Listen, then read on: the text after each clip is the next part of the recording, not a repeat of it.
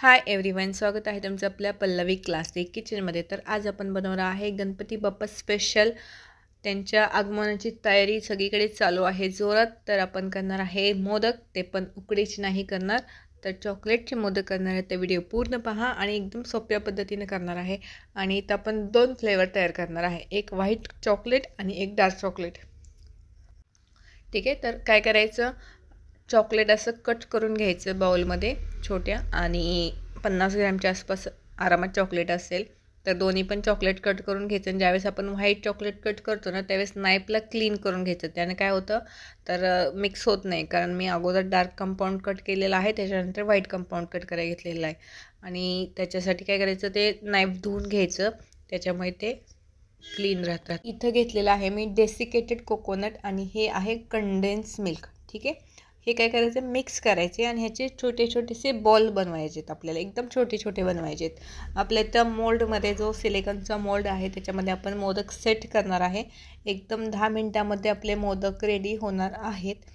ठीक आहे, तर आणि हे मिक्स करायचं असं। ठीक आहे, अशा प्रकारे मिक्स करायचं, त्याच्यानंतर छोटे छोटेसे बॉल्स बनवायचे। ठीक आहे, तर जर व्हिडिओ पूर्ण पहा। ठीक आहे, असे बॉल्स बनवायचे। हे जरा मोठे झालेले आहेत, त्याच्यामुळे काय होतं, जे आपण चॉकलेट याच्यामध्ये मिक्स करतो ना, याच्यामध्ये भरतो। ठीक आहे, अशा प्रकारे मेल्ट करून घ्यायची चॉकलेट पूर्ण। आणि सिलिकॉनचा मोल्ड आहे, त्याच्यामुळे आपल्याला फ्रीजमध्ये ते सेट करायला ठेवायचं 10 मिनिटामध्ये। आणि थंडीचं वातावरण जर असेल तर नॉर्मल टेम्परेचरवरती पण ते ऑटोमॅटिक सेट होऊन जातं, कारण कंडेन्स मिल्क पण थंड असतं। तर असं सिलिकॉनच्या मोल्डमध्ये सगळं चॉकलेट भरून घ्यायचं अर्ध अर्ध। आणि त्याच्यानंतर जे आपण बॉल्स तयार केलेत ना, ते याच्यामध्ये घालायचे आहेत। आणि नंतर त्याला हलकंसं प्रेस करायचं आहे, आणि त्याच्यावरती जो वरती गॅप शिल्लक राहील, ठीक आहे, हे नीट पाहायचं। याच्यामध्ये काय होतं, खालचे जे ते हे असतात मोदकचे, ते जरा वाकडे झालेले असतात, तर त्याला सरळ करायचं। त्याच्यामुळे काय होतं, मोदकचा आपला शेप बिघडण्याची शक्यता असते। ठीक आहे, असं प्रेस करायचं। तर इथं जो मी बॉल्स बनवला आहे तो झालेला आहे मोठा। तर त्याच्यामुळे काय झालं, चॉकलेट जेवढं भरलं होतं त्यातनं खूप सारं वरती आलं आहे, पण तरी पण काही टेन्शन नाही। त्याच्यावरती थोडंसं अजून चॉकलेट टाकायचं, ते फिल करून घ्यायचं। ठीक आहे, अशाच प्रकारे सगळ्या याच्यामध्ये चॉकलेट भरायचं आहे। वरती थोडंसं बॉल्स लावून थोडीसं स्पेस राहतो, तो कवर करायचा आहे। आणि ज्यावेळेस आपले मोदक सेट होतात ना, त्यावेळेस आपण जे एक्स्ट्राचं साईडचे चॉकलेट आहे ते सर्व कट करून घ्यायचे। आणि ह्याच्यानंतर आपली हे आहे व्हाईट कंपाऊंड।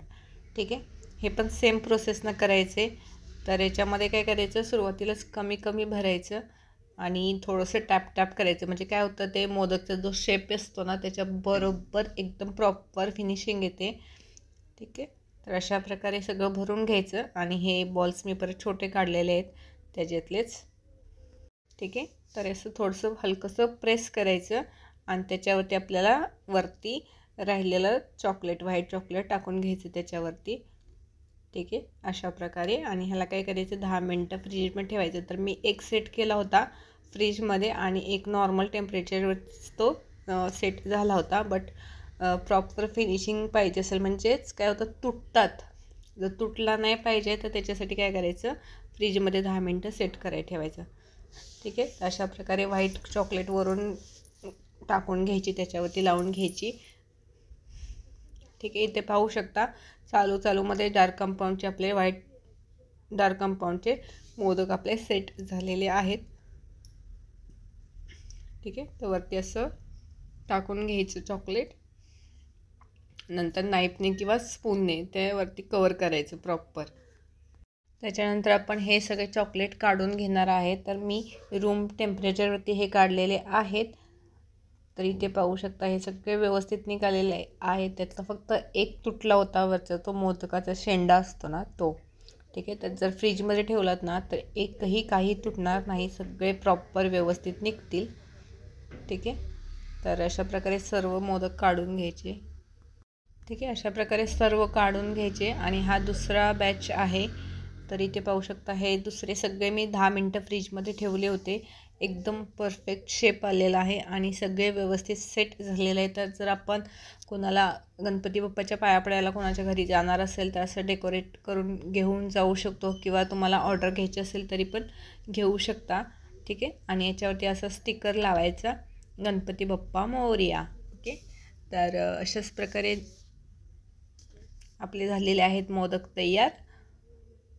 ठीक आहे. फक्त पॅक करताना व्यवस्थित पॅक करून द्यायचं. तर अशा प्रकारे आपले हे सर्व मोदक झालेले आहेत तयार.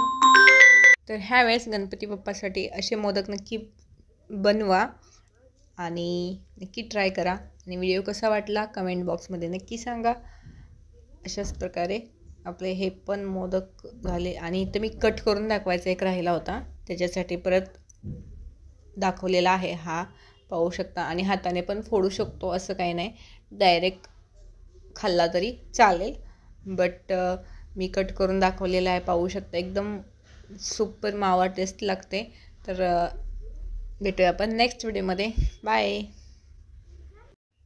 आपले हे आहेत, ह्यातले 10 आहेत व्हाईट चॉकलेटचे आणि याच्यामध्ये एक ॲड केलेला आहे, तो 11वा. आणि हे आपले चॉकलेटचे आहेत 11 मोदक. अशा प्रकारे आपले 20 मोदक रेडी झाले आहेत.